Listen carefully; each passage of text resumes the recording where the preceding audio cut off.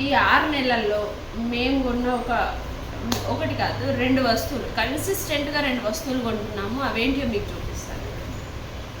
ఒకటి ఇది సిమ్లక్ స్టేజ్ 1, రెండవది ఇది ఏంటో తెలుసా, ఇవి డైపర్లు.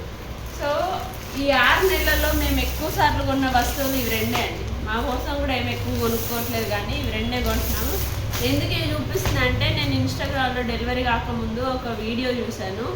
ఆ వీడియోలో ఒక ఆయన చెప్పాడు ఏమనంటే, చిన్నపిల్లల వీడియో చేసేటప్పుడు న్యూ బోర్న్ బేబీస్ ఉన్న ఇంటికి వెళ్తే మీరు ఊరికే వాళ్ళకి డ్రెస్సులు కొనుక్కొని వెళ్ళొద్దు, వీళ్ళకి కావాల్సిన డైపర్లు ఇలాంటి ఎసెన్షియల్స్ లేదా ఇంకేమన్నా అవసరమో అవి అడిగి తీసుకెళ్ళండి, అనవసరంగా ఊరికే డ్రెస్సులు తీసుకెళ్ళొద్దు అని అన్నాడు.